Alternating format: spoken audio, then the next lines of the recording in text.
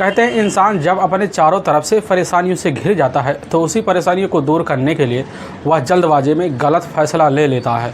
लेकिन कहा भी गया दोस्तों कि इंसान जिस तरह कर्म करता है उसको सेम वैसा ही फल मिल जाता है। आज की घटना में सेम ऐसा ही हो गया, जिस वजह से ना सिर्फ एक बच्ची इस दुनिया को छोड़ के चली जाती है बल्कि कई लोगों की ज़िंदगियाँ भी तबाह कर जाती है। लेकिन जब लोगों के सामने सच्चाई निकल के आता है, इससे सुनने के बाद ना लोगों को अपने कानों पर विश्वास होता है, ना किसी पे आज के बाद भरोसा होता है। इस घटना में क्या हुआ, इस घटना में क्या था, इस घटना की आप पूरी सच्चाई जानने के लिए इस वीडियो को आप लास्ट तक ज़रूर देखिएगा। नमस्कार दोस्तों, मैं प्रदीप कुमार आपको इस स्टडी बात चैनल पे मैं स्वागत करता हूँ। दोस्तों आज की यह जो सच्ची घटना है, यह घटना मध्य प्रदेश औसी का एक ज़िला लगता है बैतूल ज़िला, औसी का एक थाना लगता है मुल्ताई थाना, औसी का एक इलाका पड़ता है नागपुर चौक।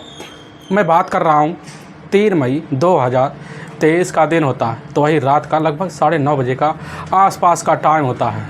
वहीं पर एक लड़की खड़ी होती है, उसी बीच एक लड़का आता है। उसी लड़के के गले पर काफ़ी तेज़ दरार वार जो होता है तेज़दार हथियार से करना शुरू कर देता है, जिस वजह से वह लड़की जो होती है वही एक कटे हुए ब्रिज की तरह गिर जाती है।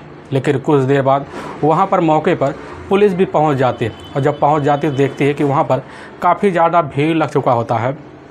उस भीड़ को पुलिस हटा देती है। हटाने के बाद जो होता है लड़की के बॉडी के पास पहुँचती है। देखती उस लड़की की उम्र लगभग यही 23 से 25 साल के बीच होता है, और वह गले पे जो होता है काफ़ी तेज़ तरार किसी तेज़दार हथियार के वार होते हैं, जिसकी वजह से काफ़ी सारे ब्लड बह गए होते हैं, और इसी वजह से लड़की मौत की नींद में सो गई होती है।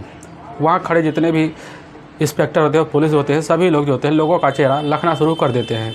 उसी समय खड़े लोगों व्यक्तियों से पूछताछ शुरू कर देते हैं, और जैसे पूछताछ शुरू करते हैं तो वह व्यक्ति जो होते हैं उस समय सन्न होकर पीछे हटना शुरू हो जाते हैं।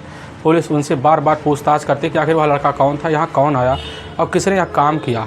उस समय से जो व्यक्ति करने लग जाता साहब वह तो लड़का था, लेकिन हम उसको पहचान तो नहीं पाते। वहाँ के इंस्पेक्टर काफ़ी लोगों से पूछताछ करते हैं। पूछताछ करने के बाद जो था सबसे पहले उस लड़की का जो था एक महिला कांस्टेबल के द्वारा जो था तलाशी लिया जाता है, और जब लिया जाता है तो उसके पास जो था एक बाइक पड़ा होता है। लेकिन कुछ दूर पर वहाँ पर एक स्कूटी खड़ी होती है, तो पुलिस को विश्वास हो जाता है कि स्कूटी जो होते ही इस जो होता है विक्टिम का है, और पुलिस तुरंत जो होती है अब उस महिला के बाइक की तलाशी करना शुरू कर देती है। और जब तलाशी करना शुरू कर देते तो उसी में एक जो होता है आई कार्ड निकलता है। उसी आई कार्ड पे लिखा होता है सिमरन शेख, जिसकी उम्र वही 24 साल होता है, और उसके पिता का नाम होता है अफजल शेख। असल में जो रहने वाले होते हैं वह होते हैं नेहरू नगर, जो उसमें पता दर्ज हुआ होता है। पुलिस जैसे ही उसी समय सिमरन शेख के बारे में यह जानकारी पाती है, पता पाती है, तुरंत ही उसी समय होता है अब सिमरन के घर वालों को खबर कर देती है। खबर करने के बाद कुछ वक्त बीतता है, तो उसी बीच जो होता है सिमरन के घर परिवार जो होते हैं चीखते चिल्लाते उसी घटना पर पहुंचते हैं, और जैसे अपनी बेटी सिमरन की इस हालत में देखते हैं दशा, तो देखकर काफ़ी जो होता है दंग सा रह जाते हैं। पुलिस जो होती है उसी समय सिमरन के घर परिवार वालों में उसके पिता से पूछने लग जाती है कि आखिर यह सब कौन कर सकता है तुम्हारी बेटी के साथ, या कैसे हो गया। अब वहाँ पर खड़े जो होते हैं सिमरन के जो पिता होते हैं अफजल उसी समय कहने लग जाते हैं कि साहब हमें इसके बारे में कुछ नहीं पता कि हमारी बेटी के साथ जो होता है ऐसा कौन कर सकता है। हमारी बेटी तो काफ़ी सीधी सादी सी, सिर्फ वो अपने काम से मतलब रखती थी, अपनी ज़िंदगी बनाने के लिए जो होता है एक कॉलेज में मौके पर दाखिला भी ले रखी थी। लेकिन उसका ऐसा कौन दुश्मन बन गया जो उसके साथ ऐसी कांड कर सकता है। पुलिस जो होती है वहाँ पर खड़े कुछ लोगों से और पूछताछ करती है, काफ़ी बार पूछताछ करती है, लेकिन वहाँ व्यक्ति जो होते काफ़ी ऐसा लग रहा था काफ़ी डर और सहम से गए होते हैं, क्योंकि उस समय जो होता है घटना वाले वक्त काफ़ी सारे दुकान बंद हो गए थे। लेकिन जैसी घटना हुआ तो वहाँ पर कुछ मिनटों बाद काफ़ी लोग इकट्ठा हुए हो गए थे। अब पुलिस जो होती है अब उसी समय कुछ अफजल से पूछताछ करने के बाद तुरंत जो होता है अब सिमरन शेख के बॉडी को अपने कब्जे में लेती है, और जब कब्जे में लेती है तो अपने नज़दीकी सरकारी अस्पताल जो होता है पोस्टमार्टम के लिए भिजवा देती है। पोस्टमार्टम के भिजवाने के बाद पुलिस के सामने जो होता है उस समय काफ़ी दिक्कतें खड़ा हो जाते हैं, क्योंकि पुलिस सोचने लग जाती है कि आखिर इस लड़की के साथ ऐसा कौन कर सकता है। पुलिस तुरंत जाती है दोबारा घटनास्थल पर, और जब जाती है तो लगभग जितने दुकानदार जो होते हैं वहाँ पर मौके पर मौजूद होते हैं सबसे दुकानदारी से पूछना शुरू कर देते हैं। और जब पूछने लग जाते हैं तो हर दुकानदार जो होते हैं कहने लग जाते हैं साहब हमें इसके बारे में कुछ नहीं पता है कि आखिर जो होता है इस लड़की के साथ ऐसा कौन कर सकता है, क्योंकि उस समय जो होता है हमारा दुकान बंद था, हर व्यक्ति जो था उस समय इस घटना के बारे में जानकारी देने से पुलिस को इनकार कर जाता है। इनकार करने के बाद पुलिस जो होती है अब जानना चाहती है कि आखिर यहाँ पर इस वक्त मौजूद कौन था। इसीलिए पुलिस सबसे पहले जहाँ पर घटना हुआ था उस घटनास्थल के पास जो होता है मौके पर एक दुकान होता है और उसी दुकान पे कुछ बोर्ड लगे होते हैं और उसी बोर्ड पे जो होता है एक नंबर कंटेक्ट होता है, जो नंबर होता है हनीफ मियाँ का। अब पुलिस जैसे ही उसी नंबर पर कंटेक्ट करती है तो घंटी तो जाता है लेकिन फ़ोन उस समय कोई रिसीव नहीं करता है। पुलिस कुछ देर बाद और जो होता है हनीफ मियाँ के उसी मोबाइल नंबर पर दी हुई कॉल पर जब करती है तो पता लगता हुआ नंबर जो होता है अभी भी व्यस्त बता रहा है। काफ़ी टाइम लग जाते हैं और जब टाइम लग जाते पुलिस सोचने लग जाती है कि हो सकता है इस व्यक्ति के अंदर कुछ ना कुछ राज जो होता है ज़रूर छिपा होगा। इसीलिए पुलिस जो होती है अब उसी समय कुछ कांस्टेबल को भेजती है पता लगाने के लिए, पता करिए कि आखिर में हनीफ मियाँ का मकान है कहाँ पर। अब जो होते कांस्टेबल और कुछ साथ में पुलिस जाते हैं उस समय हनीफ मियाँ के घर की तलाशी करने के लिए। तभी किसी की जो द्वारा पता चल जाता है कि हनीफ मियाँ का घर जो होता है उसी गली मोहल्ले के नंबर 3 में है। और जैसे पुलिस पता पाती उसी समय हनीफ मियाँ के घर पहुँचती है तो वहीं पर हनीफ मियाँ खड़े होते हैं। पुलिस उनसे पूछने लग जाती है कि आप पहले ये बताइए कि आपने हमारा फ़ोन रिसीव क्यों नहीं किया। हनीफ मियाँ कहने लग जाते हैं कि साहब अभी तो हमने जो होता अपना मोबाइल जो होता है चार्ज पे लगा रखा क्योंकि उस समय साइलेंट में था। और वो जो होते थाना प्रभारी अब वहीं पर खड़े होते हैं। थाना प्रभारी हनीफ मियाँ से दोबारा पूछने लग जाते हैं कि बताइए आपकी दुकान के सामने जो घटना हुआ था उस घटना को अंजाम देने वाले कौन लोग थे। हनीफ मियाँ उसी समय दंग से रह जाते और कहने लग जाते हैं कि साहब हमें तो इसके बारे में जानकारी ही नहीं है कि आखिर हमारी दुकान के सामने क्या हो गया और कब हो गया। पुलिस पूछने लग जाती कि आप उस समय थे कहाँ। हनीफ मियाँ कहने लग जाते कि साहब उस समय तो अपने घर पे थे लेकिन वहाँ के लोग जो होते हैं बता चुके होते हैं साहब को कि उस समय जो होता है हनीफ मियाँ का दुकान लगभग 10 बजे तक खुला था। अब पुलिस जो होती इसी विचार को लेकर उसी समय कहने लग जाते कि आपकी दुकान तो रात में 10 बजे तक खुला था, आप तो दुकान पे ही होंगे। तो उस समय हनीफ मियाँ कहने लग जाते कि साहब असल में हमारा एक इकलौता बेटा है नदीम मलिक, जो आए दिन जो होता है पढ़ाई करने के बाद दुकान पर ज़रूर आता है, लेकिन हाँ ज़्यादातर दुकान पे वही रात के बाद जो होता है वक्त निकाल कर अपने घर चला आता है, क्योंकि रात के टाइम जो होता है हम जल्दी से अपने घर आकर अपना काम स्पेंड करना शुरू कर देते हैं। पुलिस जैसे अब जानते कि नदीम मलिक वहाँ पर रहता था, हो सकता है उस घटना के बारे में नदीम मलिक को कुछ ना कुछ ज़रूर पता होगा। इसीलिए पुलिस जो होता है अब उसी समय अब वहाँ पर नदीम मलिक के जो पिता होते हैं उस समय उनसे उसका मोबाइल नंबर लेती है और जब मोबाइल नंबर लेते नदीम के मोबाइल नंबर पर कॉल कर देते हैं। पता लगता है नदीम का जो मोबाइल नंबर होता है उस समय स्विच ऑफ बता देता है। काफ़ी बार पुलिस कोशिश करती है लेकिन हर बार जो होता है नदीम का मोबाइल नंबर स्विच ऑफ बताते चला जाता है, जिसकी वजह से पुलिस को काफ़ी ज़्यादा अब शंका होने लगता है कि हो ना हो नदीम के अंदर कुछ ना कुछ राज ज़रूर छुपा हुआ है। वह जो होता है इस घटना के बारे में कुछ ना कुछ उसको ज़रूर पता होगा। पुलिस जो थी अब नदीम का जो होता है तलाशी करना शुरू कर देती है। उसका मोबाइल नंबर जो था उसी समय सर्विलांस पे लगा देती है और कुछ खबरियों का व्यवस्था कर देती है ताकि जल्द जल्द नदीम के बारे में हमें पता चल सके और इस हत्याकांड के बारे में खुलासा कर सके, क्योंकि उस समय पुलिस के ऊपर काफ़ी लोगों का प्रेशर भी पड़ रहा होता है, क्योंकि यह जो मामला होता है काफ़ी पोशाक एरिया का होता है। इसीलिए पुलिस इस केस का खुलासा करने के लिए अब खबरियों के ऊपर काफ़ी दबाव मारना शुरू कर देती कि ताकि जल्द जल्द नदीम की तलाशी किया जा सके। और उसी घटना वाले रात जो होता है पुलिस पूरी तहकीकात के साथ इस घटना के खुलासा करने के लिए जुट भी जाती है, काफ़ी मेहनत करती है। लगभग वही भोर का एकदम टाइम आ जाता है और जब भोर का टाइम आ जाता है तो खबरियों को एक चौंकाने वाली बात पता भी चल जाती है। खबरी पुलिस के सामने आते हैं, पुलिस के सामने कहने लग जाते हैं कि साहब इसमें नदीम जो होता है उसी चौक पे बैठा हुआ है। और जैसे पुलिस खबर पाती है तो बताए हुए पते पर तुरंत ही पुलिस जाती है, उसको उसी समय कस्टडी में वहीं चौक से ले लेती है। चौक से लेने के बाद थाने लाती है। अब जैसे नदीम पुलिस को देखता है थाने में तो उसी समय उसके जो होते चेहरे और उसके शरीर जो होते पूरी तरह से थर थर काँपना ओढ़े हुए होते हैं। पुलिस तुरंत समझ जाती है कि हो ना नदीम को पूरी सच्चाई मालूम है।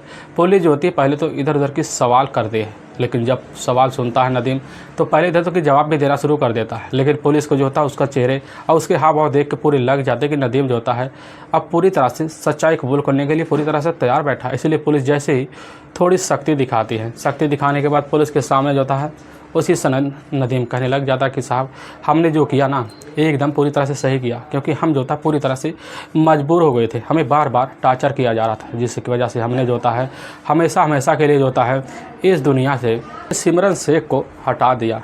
अब पुलिस जैसे ही अब नदीम से सिमरन शेख के बारे में उसके प्रेम के बारे में जैसे सच्चाई सुनते हैं, सुनने के बाद पुलिस को तो अपने कानों पर कतई विश्वास भी नहीं होता है।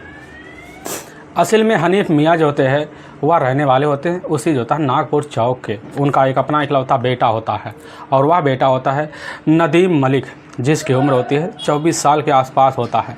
नदीम मलिक का जो होता है मौके पर अपने परिवार का पालन पोषण करने के लिए पढ़ाई भी कर रहा होता है, लेकिन पढ़ाई के वक्त ज़्यादा उसको जब भी मौका मिलता तो प्राइवेट नौकरी उस समय ज्वाइन भी कर लेता और करने भी लग जाता है। और लेकिन जब मौका मिलता शाम के टाइम, तो शाम के टाइम जो होता है अपने पिता के दुकान पर पहुंच जाता। पहुंचने के बाद जो होता उस दुकान की जिम्मेदारी खुद अपने पर रात के वक्त उठा लेता और लगभग 10 बजे की जब हो जाता टाइम, तो उसी बीच होता नदीम अपना शटर बंद करके कुछ दोस्तों के साथ घूमने फिरने के लिए भी निकल जाता और काफ़ी रात बाद अपने घर लौट पाता। और नदीम का जो होता है यही पेशा आए दिन बनना शुरू हो जाता है कि रूटीन भी बन जाता है। आए दिन यही काम जो होता है अब करना भी लगता है। तभी जो होता है नदीम की मुलाकात जो होता है उस समय जाकर ऐसे शख्सियत से होती है जिसकी वजह से नदीम की ज़िंदगी पूरी तरह से तहस महस भी हो जाती है। असल में नदीम के कुछ दूरी पर रहने वाली होती है सिमरन शेख, जिसकी उम्र होती है लगभग वही 22 साल के आसपास होता है। सिमरन शेख होती है उस समय कॉलेज में पढ़ाई भी कर रही होती है। कॉलेज की पढ़ाई करते वक्त जो होता है वह ज़्यादातर सोशल मीडिया पर भी एक्टिव रहती थी, यूट्यूब पे और ज़्यादातर फेसबुक पे उसके कई ज़्यादा से ज़्यादा फॉलोअर भी होते हैं, जिसकी वजह से फॉलोअर भी उसको काफ़ी ज़्यादा चाहते हैं। इसी बीच जो होता है एक दिन लगभग 1.5 साल पहले जो होता है नदीम अपने दुकान पर बैठकर उस समय कुछ ज़रूरी काम कर रहा था, कुछ ग्राहक को अटेंड कर रहा था। भाई उसी बीच जो होती है एक लड़की आती है। वह लड़की कोई और नहीं होती है, वह लड़की होती है सिमरन शेख।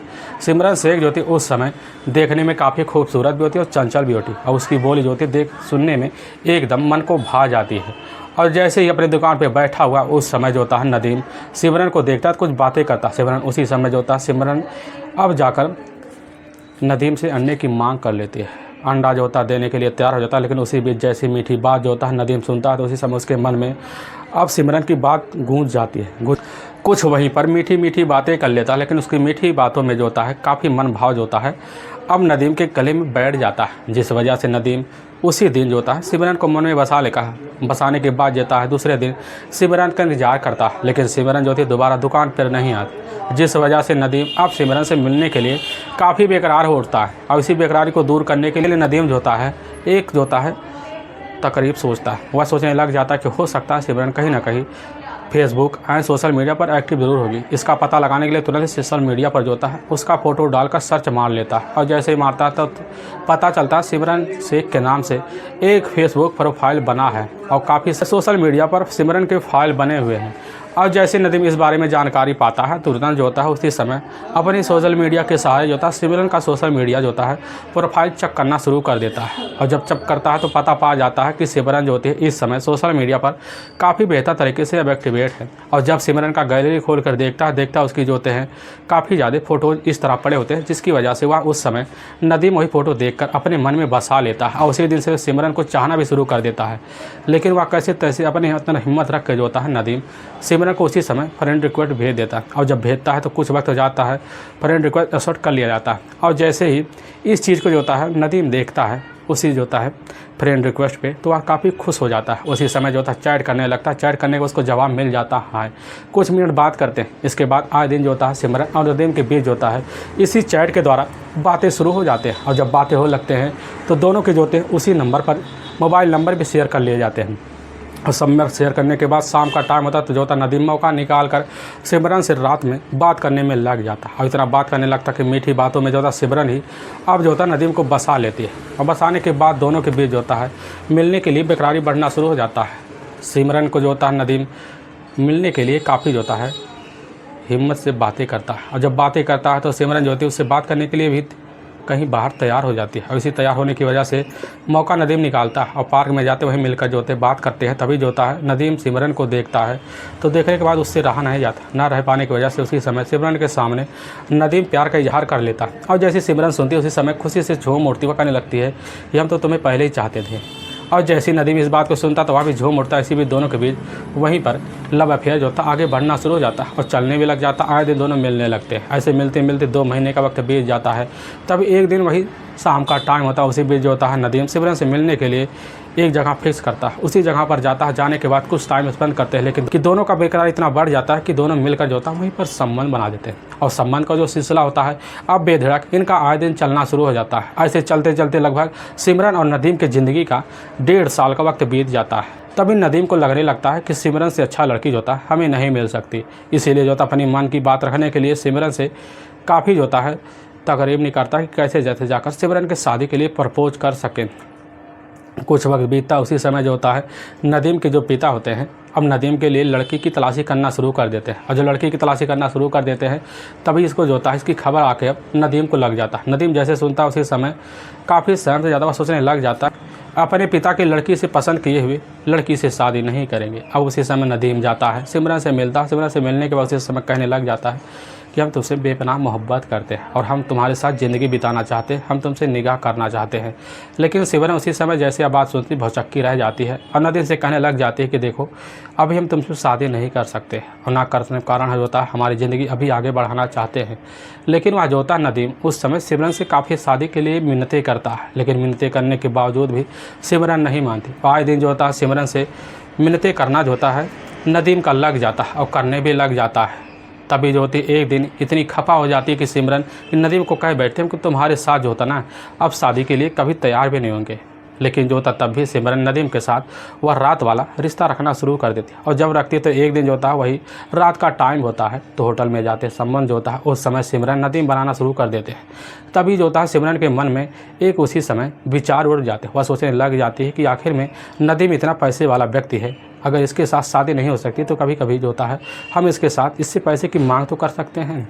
और इसी विचार को जैसे ही सिमरन अपने मन में रखती है तो उसी समय मोबाइल निकालती है और ले जाकर एक फूल के गमले में सेट कर देती कैमरे सहित पूरी जो होती रात की वह प्राइवेट मोमेंट रिकॉर्ड कर लेती। रिकॉर्ड करने के बाद जो होता है वहाँ से मौके पर अब नदीम चला जाता है। जाने के बाद सुबह के टाइम में जो होता है उसी समय सिमरन नदीम के मोबाइल नंबर पर कॉल कर देती है। वह कहने लग जाती है कि हमें कुछ ना कुछ पैसे की ज़रूरत है। तो उसी समय जो होता है अपनी प्यार और मोहब्बत की जो होता है बात रख कर जो होता है नदीम सिमरन को पैसे दे देता है। अब आए दिन यही सिलसिला जो होता है नदीम और सिमरन का पैसे देने की बात चलने लगता है और चलने भी लगता है, वक्त गुजरने भी लगता है। तभी जो होता है नदीम को लगने लग जाता है कि सिमरन हो सकता है हमें शादी के लिए पैसे देने की वजह से तैयार हो जाते हैं। अब इसी वजह से जो होता है नदीम सिमरन से दोबारा बात करता है तो उसी समय जो होता है तुरंत सिमरन शादी के लिए मना कर देती है। और जब मना कर देते उस समय जो होता है अब नदीम सिमरन से कहने लग जाता है कि आज के बाद हम तुम्हें पैसा देना बंद कर देंगे। और उसी समय जो होता है सिमरन काफ़ी गुस्सा हो जाती है। गुस्सा होने की वजह से अपना मोबाइल जो होता है नदीम को निकाल के दिखा देती है। वही प्राइवेट मोमेंट का जो वीडियो होता है सिमरन नदीम का, वही जैसे ही नदीम देखता तो काफ़ी भन्ना जाता है। वह कहने ही लग जाती है कि अगर तुम जो होता है हमें पैसा देना बंद कर दोगे तो तुम्हारी ज़िंदगी के लिए जो होता है हम खतरा जो होता है खड़ा भी कर देंगे। अगर तुम चाहते हो खतरा ना हो तो आज के बाद हमें पैसे देने से इनकार मत करना। लेकिन उस समय जो होता है नदीम अब सिमरन की बात तो मान लेता है, मानने का उसके मुंह मांगे पैसे भी देता है और देने भी लग जाता है। तभी इसी बीच जो होता है नदीम के घर परिवार जो होते हैं नदीम की शादी भी करवा देते हैं। और जब शादी करवा देते इसकी खबर जाकर सिमरन को लग जाता है। वह सोचने लग जाती है कि नदीम की तो शादी तय हो गई, लेकिन हमारी खर्चा बर्चा कैसे चलेगा। इसीलिए जो होती सिमरन अब नदीम के मोबाइल पर कॉल करती है। वह कहने लग जाती है कि हमें आखिरी बार ना तुम पैसे दे दो, पैसे दे दोगे तो आज के बाद तुम्हें तंग नहीं करेंगे। नदीम सोचता चलो यह आखिरी है, तो इसीलिए जल्दी अपने पास कुछ पैसे रखा हुआ पैसे जो होता है सिमरन को दे देता और सिमरन लेती है। लेकिन उसका दोबारा मन जो होता है पैसे लेने से नहीं मानता। अब इसी के कारण जो होता है नदीम पैसे देते देते अपना खुद का जो होता है कंगाल सा बन जाता है। इसी कंगाल बनने के बाद फैसला ले चुका होता है कि आज के बाद हम सिमरन को कभी पैसे नहीं देंगे। तभी निर्णय ले बैठने के बाद जो होता है जब भी कभी सिमरन उसके पास फ़ोन करती तुरंत ही फ़ोन जो होता है उस समय काट देता है। लेकिन तभी 3 मई 2023 का वक्त होता है। अब वही जो होता है 6 बजे का शाम का आसपास का टाइम होता है। उसी समय सिमरन जो होती है नदीम के मोबाइल नंबर पर कॉल करती है। वह कहने लग जाती है कि आज हमें तुम कुछ अर्जेंट पैसे दे दो, काफ़ी ज़्यादा दे दोगे तो आज के बाद हम तुम्हें तंग नहीं करेंगे, क्योंकि अर्जेंट हमें काम भी है। अब जैसे नदीम इस बात को सुनता है उस समय कहने लग जाता है कि आज के बाद हम तुम्हें पैसा देंगे नहीं और आज जो होता है हम खुद तुम्हें देंगे ही नहीं। सिमरन जैसे बात सुनते समय भन्ना आ जाती, कहने लग जाती है अगर नहीं दोगे तो तुम्हारा जो वीडियो ना इसी समय इसको जो होता है वायरल कर देंगे। उसी समय धमकी देती है। धमकी देने के बाद जो होता है नदीम उस समय फ़ोन तो काट देता है। लेकिन कुछ वक्त बीतता है, जैसे रात का 9:30 बजे के आसपास का टाइम होता है तो उसी समय जो होता है अपनी स्कूटी लेकर नागपुर चौक पे जो होता है रात में 9:30 बजे के आसपास जो होता है अब सिमरन पहुंच जाती है। और उसकी दुकान पे जो होता है मौके पर नदीम मौजूद है। उसके सामने कुछ कस्टमर भी होते हैं, उसी कस्टमर को हैंडल भी कर रहा होता है। लेकिन जैसे ही पहुंचती है सिमरन तो उसी समय मोबाइल निकाल कर जो नदीम को दिखाना शुरू कर देती है, इशारा करती है काफ़ी बार। लेकिन जो होता है नदीम इधर उधर की जो होता है अपनी निगाहें फेरना शुरू कर देता है। लेकिन जैसे ही कस्टमर वहाँ से हटते हैं तो हटने के बाद जो होता है सिमरन उसी समय मोबाइल से इशारा करती है कि इसको हम वायरल करने जा रहे हैं। जैसे नज़ारा जो होता है उस समय नदीम देखता है, तुरंत ही उठ खड़ा होता है। उठ खड़ा होने के बाद जो होता है उसी समय जाता है सिमरन के पास पहुंचता है। वहाँ स्कूटी लेकर वहीं पर खड़ी होती है, पीछे बैग लगाए हुए खड़ी होती है। उसी समय जाकर सिमरन से बात करता है, कहता है कि हमारा रास्ता छोड़ दो क्योंकि हमें तुम तो पूरी तरह से कंगार कर चुकी हो। लेकिन सिमरन जो होती है अपनी बात पे अड़ जाती है कि हमें पैसे चाहिए तो चाहिए। और उसी समय इसी बात को लेकर जो होता है सिमरन और नदीम के बीच झगड़े तकरार हो जाते हैं। इस तरह झगड़े तकरार हो जाते हैं कि अपनी दुकान में जो होता है उस समय नदीम जाता है अपने दुकान से एक तेज तर्रार हथियार लेता है। हथियार लाने के बाद तुरंत जो होता है यह नज़ारा जैसे ही सिमरन देखते तो अपना स्कूटी घुमाकर उसी समय भागना शुरू कर देते, लेकिन दौड़ कर जाता है। नदीम पकड़ लेता, पकड़ने के बाद उसके गले पर तेज़ तरार वही हथियार चला देता है, जिसकी वजह से सिमरन वहीं कटे हुए ब्रिज की तरह गिर जाते। गिरने के बाद जो होता है नदीम तुरंत ही दुकान बंद करके जो होता है उसी समय अपने किसी दोस्त के यहाँ चला गया होता है। लेकिन वाकई में दोस्तों पुलिस के सामने जैसे सच्चाई निकल कर जो होता है, जब उस समय नदीम के तहरीर पाता आने के बाद पुलिस की टीम जो होती है बिना देरी किए नदीम को ले जाती है, वहाँ की कोर्ट में पेश कर देती है। कोर्ट में पेश करने के बाद नदीम के ऊपर जो होता है काफ़ी गंभीर धारा मुकदमा दर्ज करके ले जाकर हमेशा हमेशा के लिए जेल के सलाखों के पीछे डाल देती है। दोस्तों हमें इस घटना का उद्देश्य किसी को परेशान करना नहीं है, ना ही आपको तकलीफ पहुंचाना है, बल्कि आपको यह बताना है कि आप जहां भी रहें आप सावधान और सतर्क जरूर है। दोस्तों अगर आपको यह वीडियो पसंद आ रहा है तो इस वीडियो को आप ज़्यादा से ज़्यादा शेयर और सब्सक्राइब जरूर करें, जिससे हम आपके बहुत आभारी रहेंगे। फिर मिलेंगे नेक्स्ट वीडियो लेकर, तब तक के लिए जय हिंद और जय भारत।